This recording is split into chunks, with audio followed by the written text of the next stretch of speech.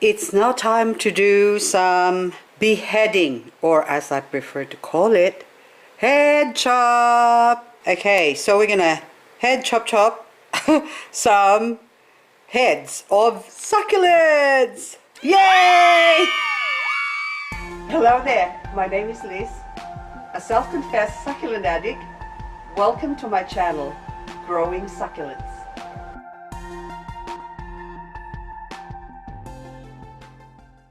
So this one now is an Echeveria or Sedeveria rolly. Roly-poly here's got a baby. Don't drop it, don't drop it. There you go. That beautiful baby. So that's the sort of variegation I would like to have. That's it. Sedeveria roly-poly. No, not roly-poly. Sedeveria rolly variegated or variegata.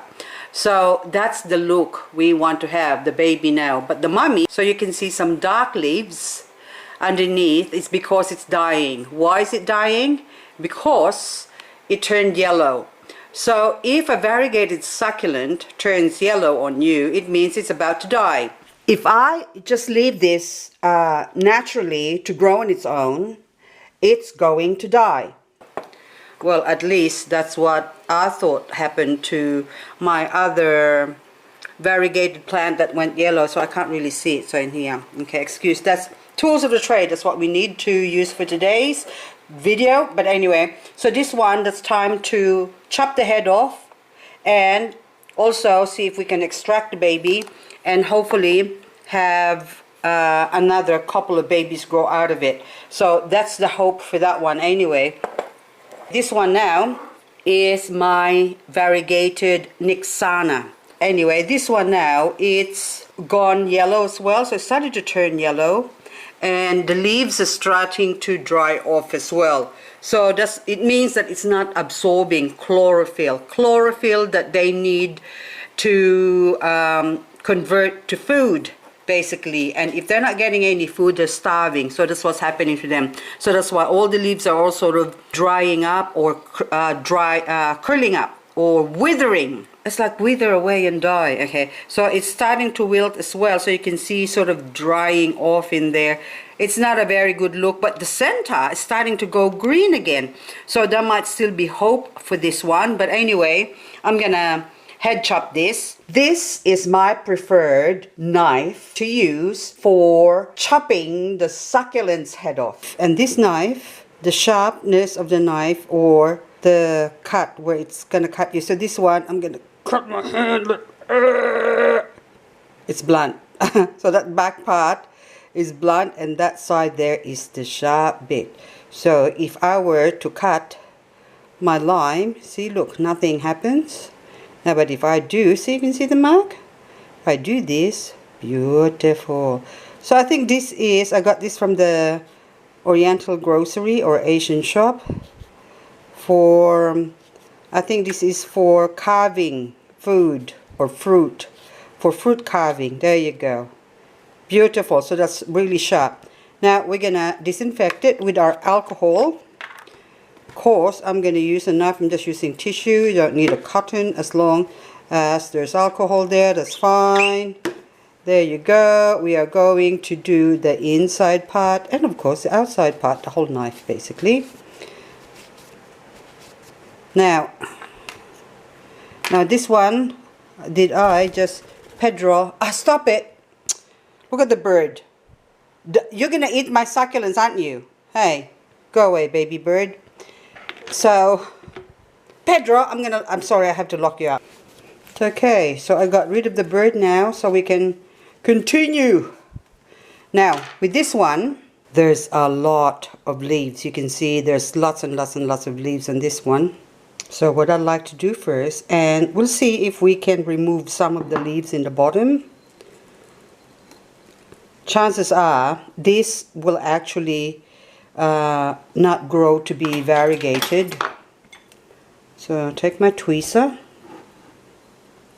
and we just side to side, but we'll put it on the side here. Okay, oops, there you go. Okay, so I can see the stem There's quite a fair bit in there, but anyway, I just taken away my tripod out of the camera view because it's distracting me. Okay, so now let's remove the other one as well. Okay, so make it nice and even. So this has actually become leggy, so which is a good thing. Now I've got a lot of room for this one. We just do a head chop. I'm just gonna use my fishing line. So this is my fishing line tied up to a couple of buttons. So I think this is a 12-pound line. So anyway, 12-pound breaking strand of fishing line. So I would really like to do chop chop chop to there. And the lower you go, the lower you go, the better chance that it will take off. Okay? Ready? 1, 2, 3, done. Beautiful, nice and clean. And I can remove this bit here. That's another leaf. Now I need to have some room for the roots to form. So I'm gonna take off a couple more. The more stem you have left, the better it is for the plant. There you go. So that way now I can just leave that. Let's remove the dry leaves. At least now I got a few leaves now that I can propagate, and hopefully they will grow to be variegated ones, because most of them I find with the variegated, they will not grow to be variegated. They revert back to the original. So anyway, so we'll put that there, and then this one as well, we'll let it dry up. We leave that dry as well. Now this one, we clean it up at the top. We have to remove some leaves to let the plant grow. So where the nodes are is where the new plant's gonna grow. So the less nodes you have exposed, or basically I would call this an eye, the less chance of having new babies. But anyway, so there's plenty of leaves for them to live on, so we try and expose as much of the stem as we can. So that's it, that's enough. I'm happy with that. So you've got a 1, 2, 3, 4, 5, 6, 7, 8, 9 or 10 leaves to live on. So that's one done. Now the next one is this one. This one might actually die, so I'll still try and save the white bit, which I really doubt that it's gonna grow. But anyway, I'm just gonna go around. Okay, I'm gonna take off some of the leaves first, just to see what I'm dealing with. So I'll separate that and take my forceps.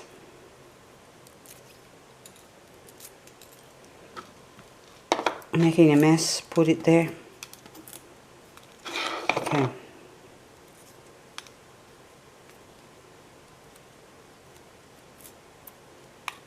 So that way I can see better. Now, so there's stems there. So I'm gonna chop off where, hang on, I'll take this one off first. Are you still gonna grow? Okay. I don't think so. It's a bit difficult. If I try and force it, that will just break off, so it's no good. So it's just going to be wasted. So now I'm just going to put my knife. See it nice and clean? Okay. Did you see that? Okay. That's a nice clean cut.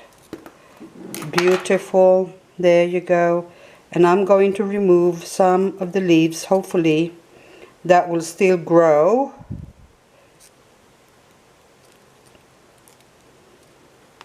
That is beautiful, but look at that, not gorgeous? If only you would grow. We don't mind you pale yellow. You are beautiful. Grow, baby, grow. In the center I can see some tiny little bit of hint of green, so hopefully you will grow. Okay, so I'm just going to do this upside down, and I'll put that away, but I'm going to label it. But then this one I'm going to remove slowly. Oopsie, one.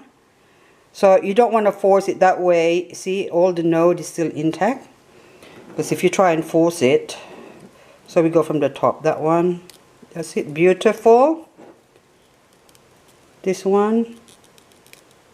There you go. And we keep going down until we can expose, there's plenty of leaves in the bottom. Expose the baby. There you go, that's what I'm trying to do. There you go. So now I'm just going to see, the baby is beautiful, but it's still too young to remove. So I am not even going to remove that. I'm just going to leave that to grow in there. And there's a little bit of spidery web, so we just clean it off. And if there's a spider living in there, I have to extract it, move it somewhere else, or actually kill it. Sorry, spider. Sorry. Okay. Now, see, that's still a bit green. Can you see the tip in there? That's still too young for me. I'm not confident. That's still, like, the stem of it is still pretty young. So I'm going to leave it and let it grow a little bit more. But for now, I'm going to remove a couple more, because it's also white. So I'm just going to expose the green part, and the more stem, the more babies we're going to have. So there you go. So we're happy with that. Let's see, one more. Done. So that's beautiful. So now I can leave that one now. So that is done, and then I just label this one up. Normally I would have put this back where I have them growing, but under this circumstance, because the weather right now, we're at the end of summer, and I have the facility indoors for them to grow much faster. So I'm going to keep them where I have my grow light.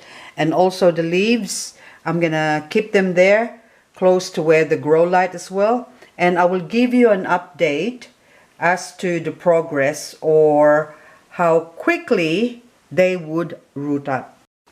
So this is the best way to keep a succulent from dying, or more specifically, a yellow variegated succulent that's already terminal. That way you have a chance of acquiring more babies from it.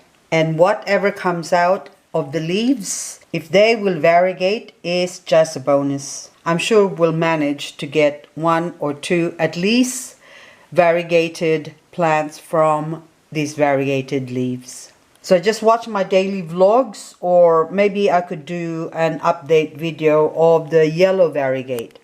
That is so cute. I hope you live. Don't die. And you too, I hope you grow. Please grow. So with this one, it's just quite easy. You can either chop it off, but I'm sure I can wriggle this up. Now, the reason why I need to take this off. Now it's Romeo. Oh my Romeo, it's your turn. So I'm gonna try and wriggle again. I doubt that, because Romeo is actually much tougher. It's got more resistance, so if I remove the leaves in the bottom here, they tend to be more difficult to remove. See, it just breaks off. We're best doing some head chopping, but with this one,